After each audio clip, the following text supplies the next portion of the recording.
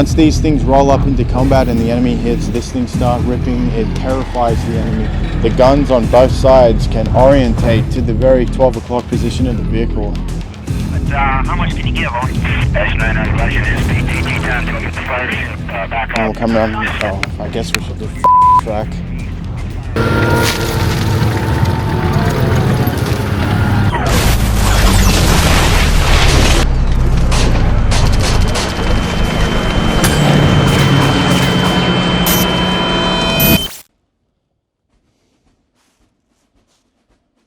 Alright, the M113 ACAV for today on the Military Armaments Company. We're going to do a deep dive and take you through the vehicle and show you what makes the M113 ACAV unique. I would like to dedicate this video on the 113 to a man. His name is Mark, and he was a warrant officer in the Australian Army Infantry. He did 20 years and he did a lot of time around this vehicle. Mark is also my dad. So this is a shout out for him. The M113 was a close vehicle to him and myself in our military careers. So this is a special episode for us. So the M113 was a very prevalent infantry fighting vehicle that has taken a very, very long and widespread variety of service history through many nations. And when you say utility and modular, this vehicle is the definition of that. The M113 began as an APC or armored personnel carrier, and initially the role of this was to give more of a mobile protection for infantry fighting forces. So we adapted through World War II sort of pre-mechanized infantry days where either troops would walk into combat, they were airdropped by a plane, or they were trucked to an assembly area and then dropped off and moved into the fight, at which point they had more or less tanks for their support. The half-track truck came in there and kind of was sort of like an attempt at making a truck more of a fighting vehicle. But after we moved out of World War II, they birthed the mechanized infantry, and this vehicle was, at least for the US and the NATO forces, the first mass production APC for mechanized infantry warfare. The Russians were the first nation to actually come up with the infantry fighting vehicle and the concept of giving infantry troops mobile armored tracked protection, and once those troops are dropped off into the fight, that vehicle then stays with the infantry and provides fire support.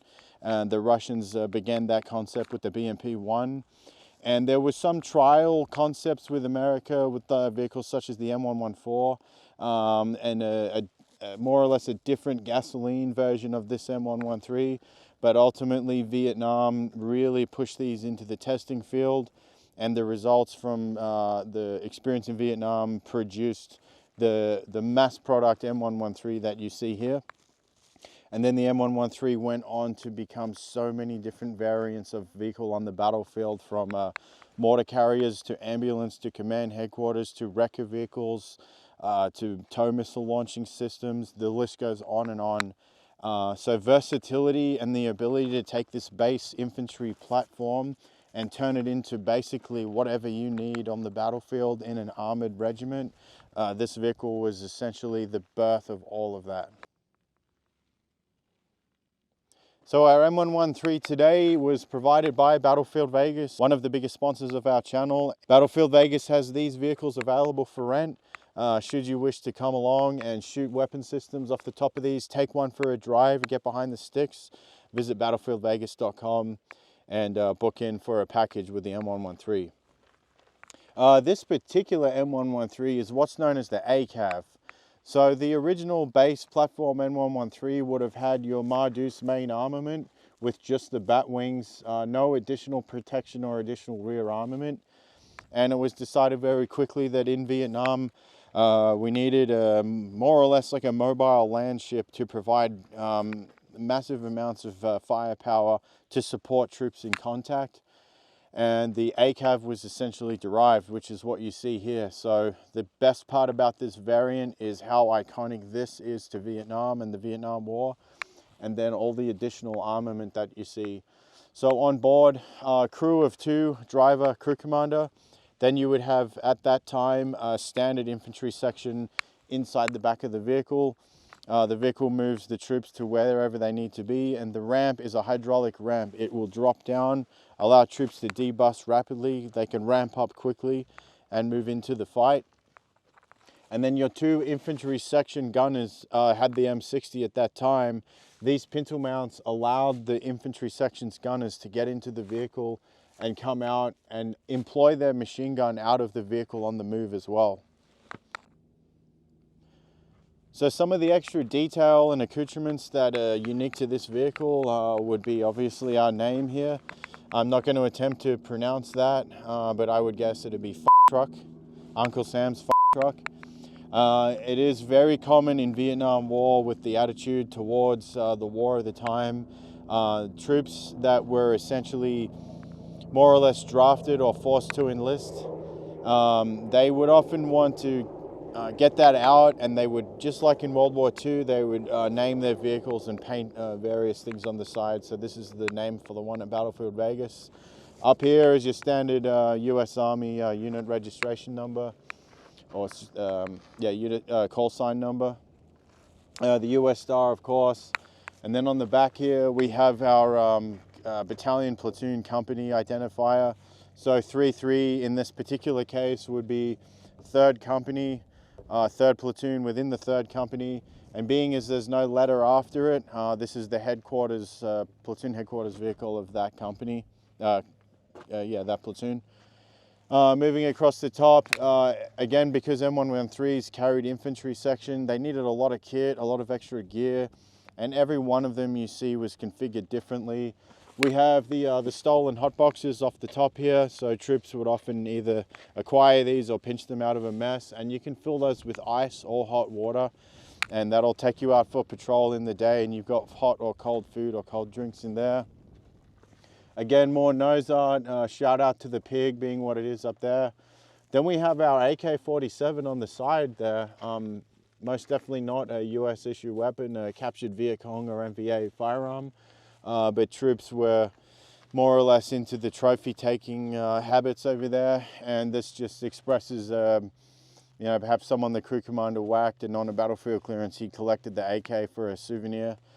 The smoke grenades ready there for if you ever have to provide dust off, or let's say we're going into a firefight and we're about to have an assault, and your actions on ceasefire for your support by fire would be on signal smoke. As he's moving across his FUP point, he would throw one of those smoke grenades, and that would indicate the support by fire units to cut fire. But the smoke would be various things, and there's a reason that's there for the crew commander. Above the AK, we have the standard issue M16 20-round magazine bandolier. That could be for the crew commander's sidearm or any infantry in the back. It's basically somewhere to keep extra ammo. Moving around onto the front of the vehicle, we have our tow pintle hooks. These came in various different styles, but this is for when you're moving in convoy and you have one vehicle that either breaks down or gets stuck. These are here for a rapid vehicle to come in behind, quick attach and pull or drag each other out. You have this piece of wood here, which is seen on a lot of the older 113s. This is called a trim vane. So the earlier 113s were actually amphibious. They could swim, but ultimately it was quite a lengthy process to configure the vehicle to set it up to actually go for a swim. But this is called the trim vane, and this was actually deployed out by the section, and that bar would come forward and then they'd latch it on and it would sit out like this. And essentially what the trim vane would do is, as the front of the hull is sloped armor, as you're going through the water, you're going to create a bow wave, but that bow wave is going to push the front of the vehicle down and cause you to dip in and dive until water's cresting over the driver and spilling into the compartment. The trim vane sitting out at this angle pushes that bow wave out to the side and helps keep the nose afloat. No fancy propulsion system, it literally was just the fins on the track that would keep the vehicle afloat, keep the vehicle in momentum. And then spare road wheels, spare track. You see a lot of that configured differently in different vehicles. They find out wherever they can to put spare equipment, they put it on there. The only field tools we have on the front is our shovel. Up behind the infantry combat door at the back is where the rest of our tools go. Our setup for lights, we have white light setup. Then we have IR for night vision. We have blackout markers on the other side. And then the vehicle also has a horn at the back, up the top here. That's your vehicle horn.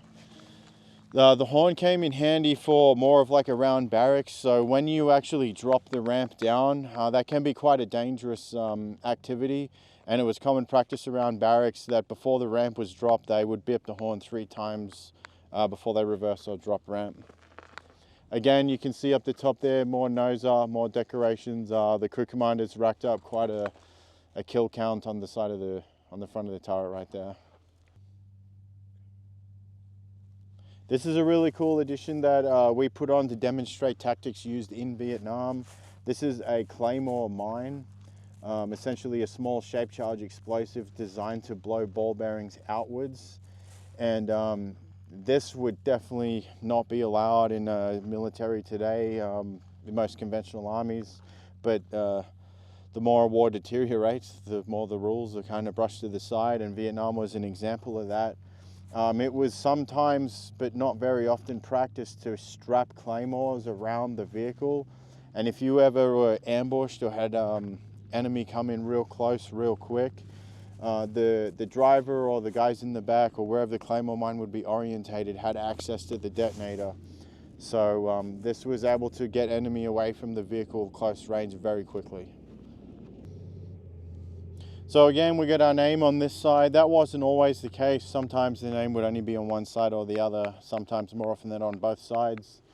Up here we have our FES, Fire Extinguisher Suppression System. So if you had an engine fire and you had to bail out, on the way out, the driver or the crew can pull this, and that'll open a series of, today it's halon bottles, but back then it would have been CO2. And that it jets into the engine bay and it completely floods the engine bay with CO2 or halon gas. And hopefully you save the vehicle, ruin the engine, but save the vehicle from total destruction.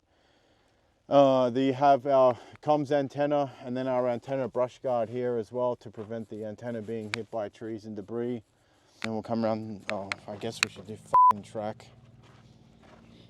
So the track is a very basic setup on the 113s, all rubber track pad, all NATO standard, kind of Cold War and onwards standard these days.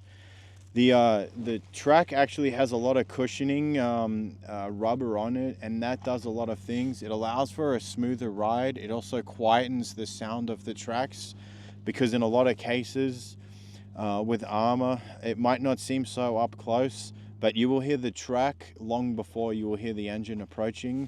And the rubber pads that are vulcanized on the inside of the track and then around the sprocket dampen the sound of the track. And you can tell if you listen to some of the older Russian tanks, that's all metal to metal. It's a very loud track system. The track itself, you can still see the fins that are up here that provide that not only traction on dry land, but this is what gives you propulsion and forward momentum in the amphibious role. Two-piece road wheel, so the road wheels will come in half, and then we have torsion bar suspension, and the front 2 shocks and the rear the front 2 road wheels and the rear road wheels also have dampening shocks as well. And then track tension on the 113s is very easily achieved. It's just a grease-filled tube at the back that the idler wheel is attached to, and to tighten track tension, you simply add grease to the tube. It extends and pushes the tube rearward, pushes the whole idler wheel rearward, and gives you better track tension. So at the back of the vehicle now, you do see that very obvious ramp where the ramp will come down, but you also have an additional opening combat door for access when the ramp isn't required.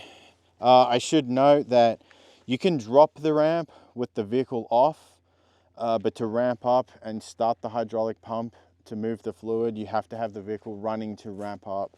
So when you're switched off and you might be hidden inside a ambush position or a full tactical harbor where you don't want to start up all the time, you can just open the combat door and come in and out to do your thing. Standard issue tow cable and storage space right there. And then this style of tow hook is designed for a quick hookup to this tow cable, as opposed to running a chain. The driver would come and take this off, hook it on sideways, roll it on, and then you're in business to hook up to the vehicle behind you. We see another Claymore mine strapped on the back here, ready to deploy in case they get ambushed. And then standard storage spots for water jerrys, extra fuel or oil, whatever the crew might need. The vehicles also came with tow pintles, so they can do towed artillery or towed trailers and so on, different applications like that.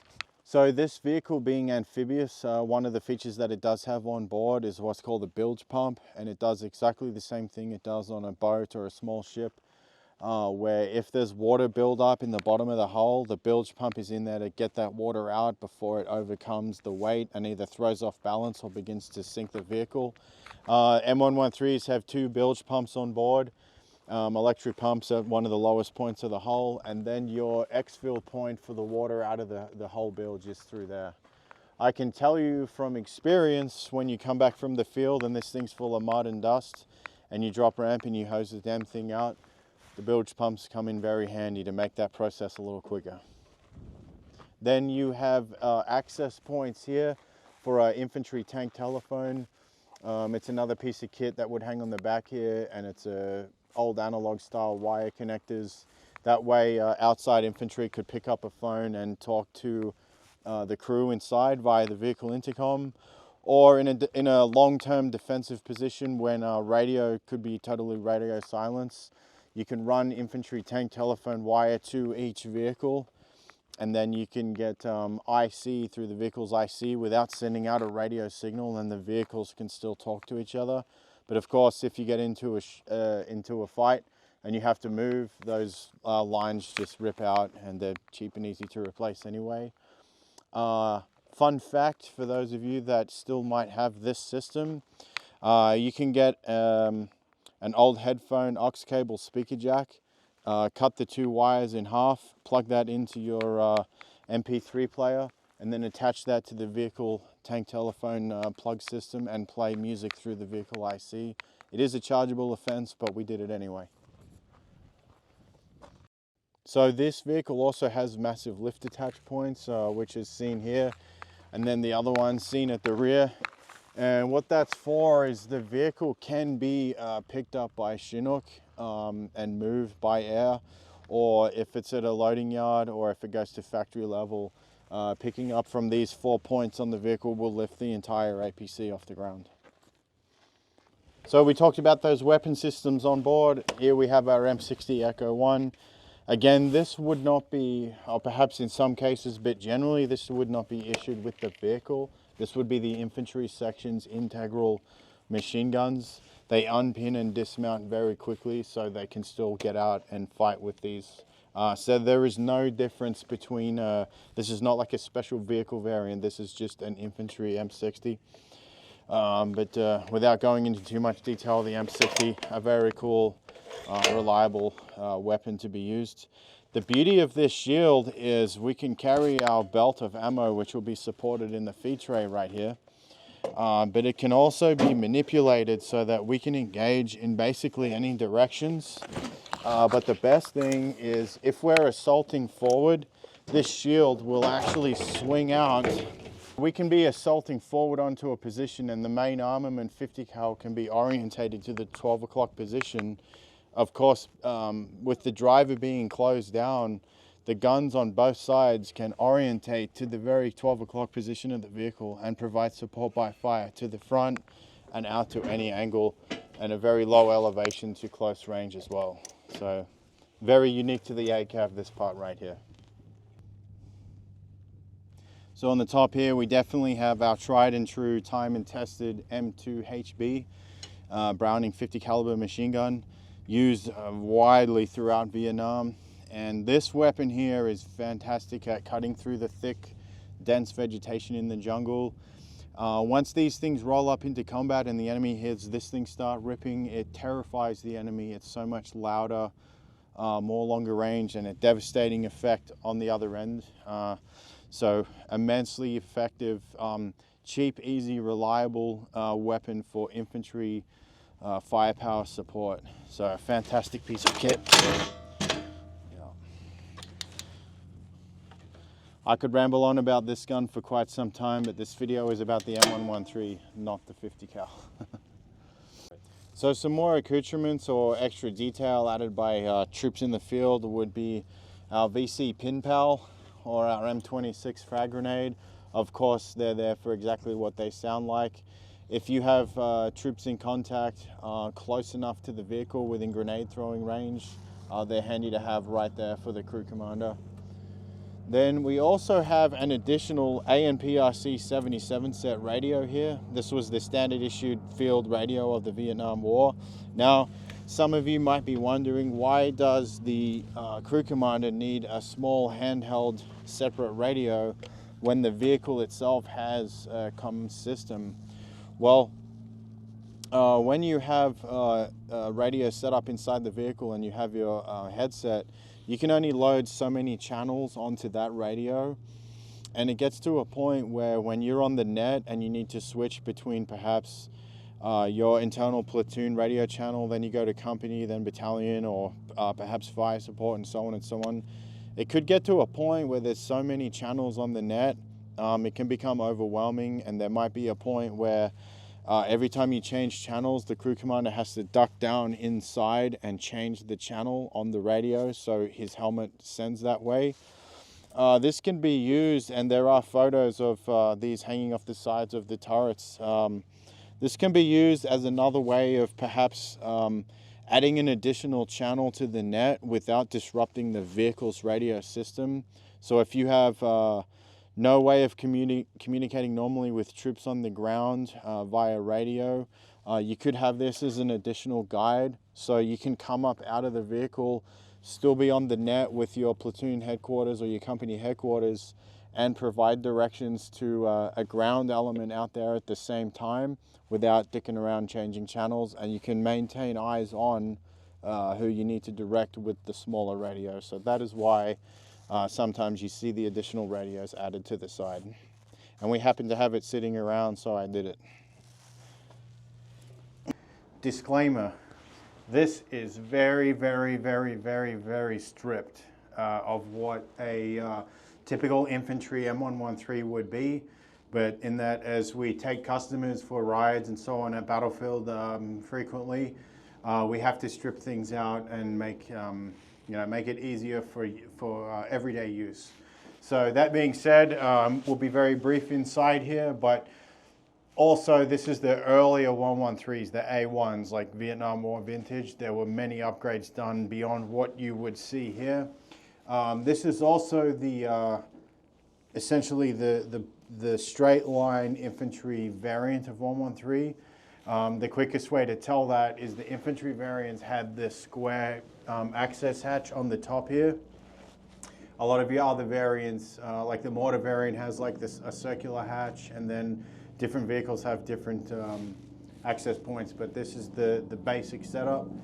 Big one would be the fuel tank in the interior on the left-hand side, on the rear left. Depending on which way you look at it, at a disadvantage or an advantage, is that the fuel is inside the vehicle with the crew.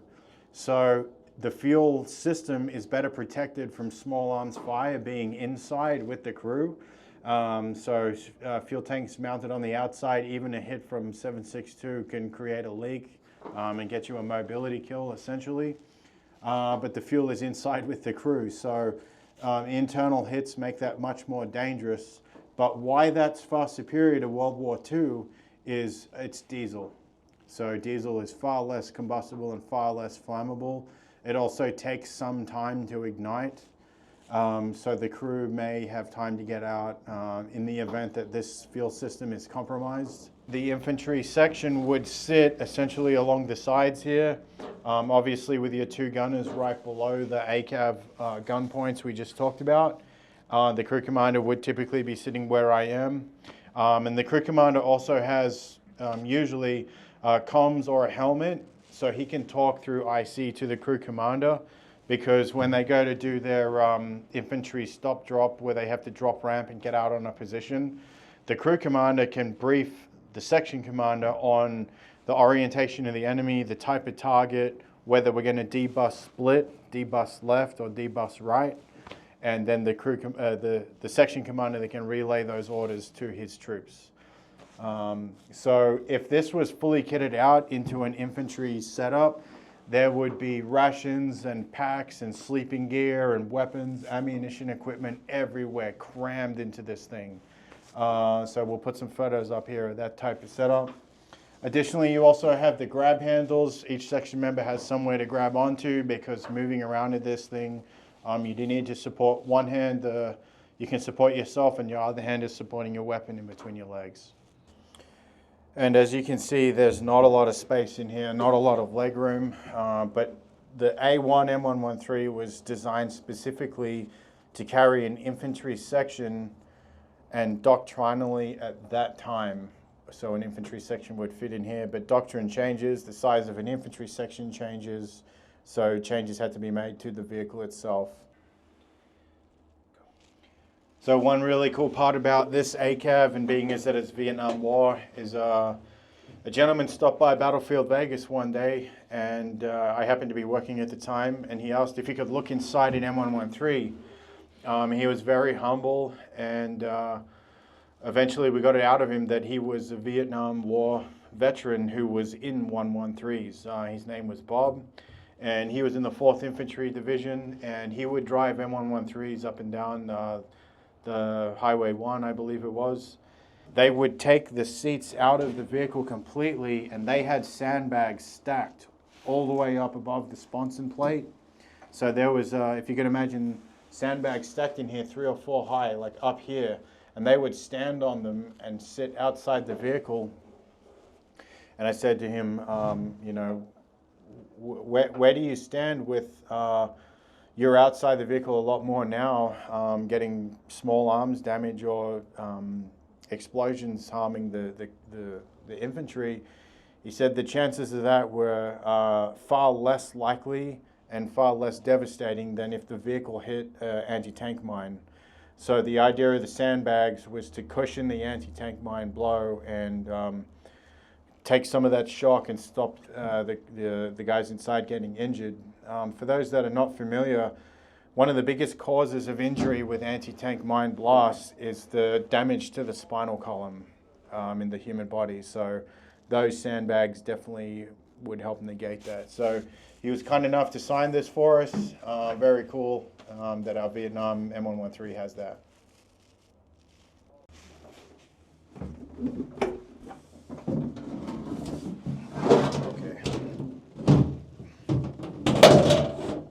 So one of the best parts about a 113 is accessibility to the engine.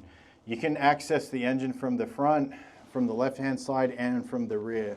So it definitely helps with preventative maintenance and any repairs you may have to do.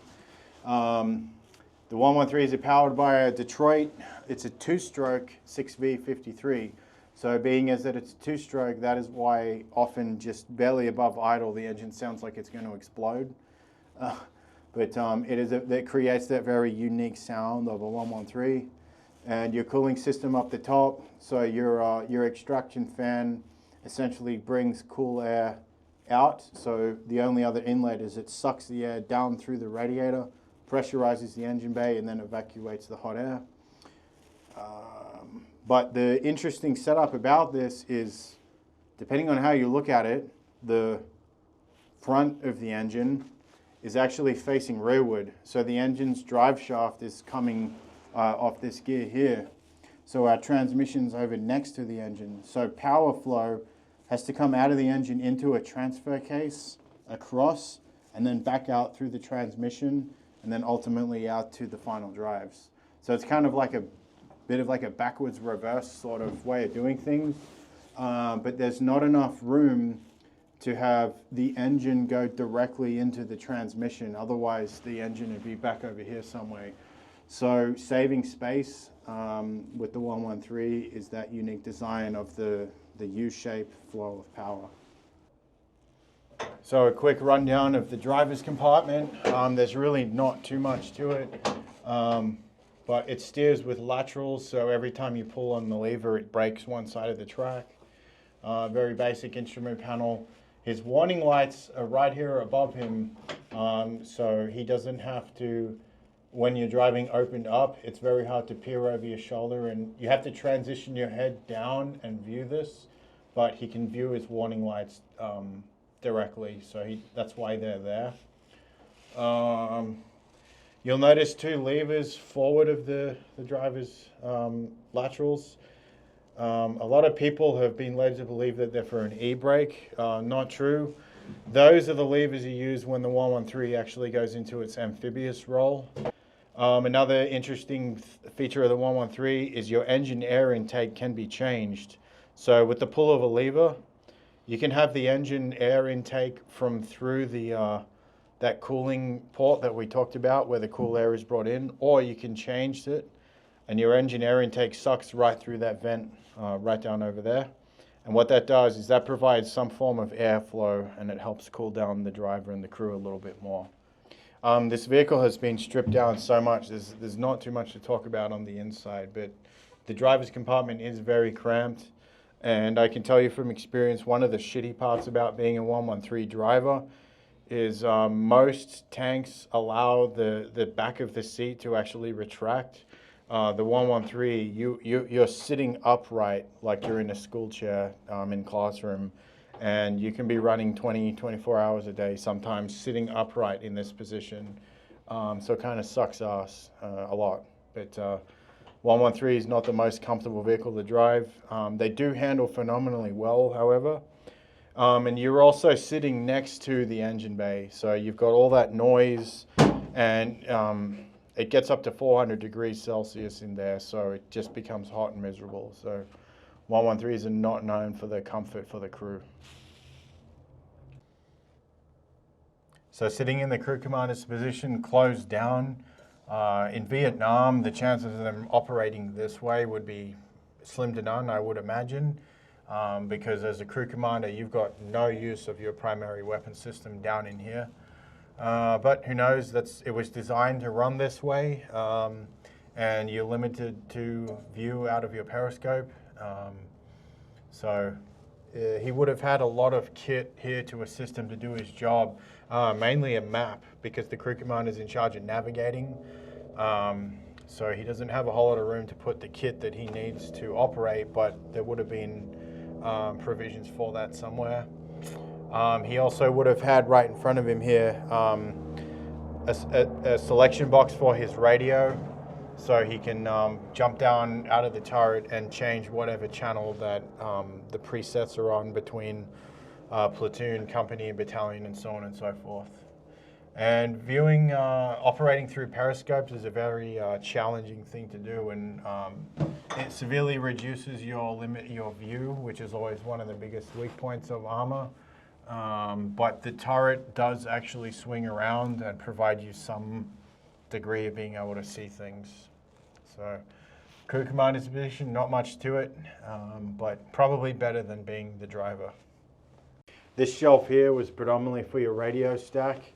And a vehicle-mounted radio is much more complicated than a radio that would be mounted on a soldier's back with a battery.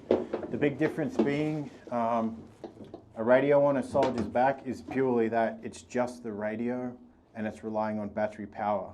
But a radio for a vehicle has to have a whole additional harness and power setup. So you're no longer running on a battery, you're using vehicle power.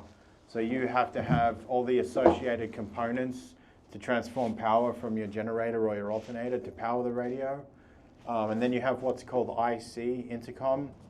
So IC being a big difference there would be, not only does the crew have to be able to radio to outside the vehicle to other vehicles and elements, the driver and the crew commander have to be able to talk to each other.